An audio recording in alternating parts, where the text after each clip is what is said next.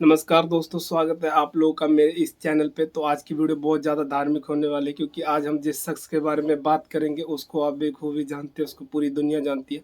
उसका नाम है सुदामा। सुनते ही दौड़े चले आए मोहन, लगाया गले से सुदामा को मोहन। तो आज हम बात करेंगे कि सुदामा इतना ज़्यादा गरीब क्यों था। भगवान श्री कृष्ण के होते हुए भी, उसके मित्र होते हुए भी आखिर इतना गरीब क्यों था।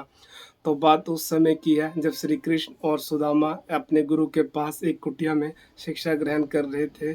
और उसी गांव में एक वृद्ध महिला रहती थी जो घर घर जाकर भिक्षा मांगती थी। और एक बार वो जब भिक्षा मांगने गई तो उसे 5 दिन तक कुछ भी नहीं मिला। वो निराश होकर सो गई। फिर जब अगले दिन उठी, वो भिक्षा मांगने गई।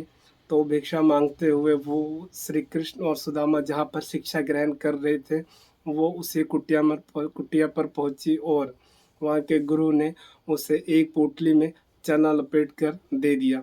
तो वृद्ध बुढ़िया जो थी वो चना को उस दिन नहीं खाई। वो सोची सवेरे खा लूँगी भगवान को भोग लगाकर। तो उसको अपने सिरहाने पर रखकर सो गई। और जब वो रात को सो रही थी, उसी उसी दिन रात को उसके कमरे में 2 चोर आए। वो चोर पूरे घर की तलाशी लिए, उसको कुछ भी नहीं मिला। जब वो जाने लगे तो उसकी नज़र वो बुढ़िया के सिरहाने पर पड़ी जिसमें एक पोटली में लपटा हुआ कुछ सामान रखा था, चने हो रखा हुआ था।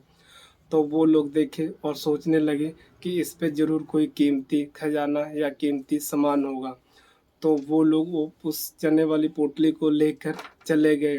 जब वो जा रहे थे तो रास्ते में उसे वो श्री कृष्ण और सुदामा जहाँ पर शिक्षा ग्रहण कर रहे थे वो वाली उसे कुटिया दिखाई दिया। और वो उस कुटिया में रुक गए, छिप गए थे जाकर। और जब उस कुटिया में छिप गए तब वहाँ से गुरु माता गुजर रही थी। और चोर गुरु माता को देखकर घबरा गए और वो चने की पोटली वहीं पर भूल कर भाग गए। और जब वो गुरु माता ने उस पोटली को देखा तो उसमें चना दिखाई दिया। तो सोचा ये चना श्री कृष्ण और सुदामा को कल दे दूंगी। और दूसरे दिन जब श्री कृष्ण और सुदामा जंगल में लकड़ी काटने के लिए जा रहे थे तो गुरु माता ने उनको एक वही पोटली चने वाली दे दी कि उस पोटली को चने वाले को सुदामा के हाथ में दे दी। और बोले कि तुम दोनों मिलकर इस चने को खा लेना जब भूख लगेगी। तो जैसे ही सुदामा के हाथ में वो चने वाली पोटली आई तो उसने अपने झोले में रख लिया और जंगल की ओर चले गए। जब जंगल में वो लोग लकड़ी काट रहे थे तो वक्त के साथ उनको भूख लगी। तो कृष्ण भगवान ने सुदामा से बोला कि तुम्हारे पास कुछ खाने के लिए है। तो सुदामा ने झूठ बोला कि मेरे पास खाने के लिए कुछ नहीं था। क्योंकि सुदामा ने झूठ इसलिए बोला क्योंकि जो उसके पास वो चने वाली पोतली थी उसमें उस वृद्ध बुढ़िया का श्राप था क्योंकि वो 5 दिन से भूखी थी। और जिस कारण से वो 6वें दिन भी चना ना मिलने पर भूख के कारण उस श्राप दे दी, जो भी उस चना को खाएगा वो दरिद्रता में चला जाएगा, वो भी मेरी तरह ही गरीब रहेगा। इसे वो इस श्राप के कारण सुदामा ने श्री कृष्ण को वो चना नहीं दिया क्योंकि सुदामा बहुत ही ज्ञानी था, वो तेजस्वी था।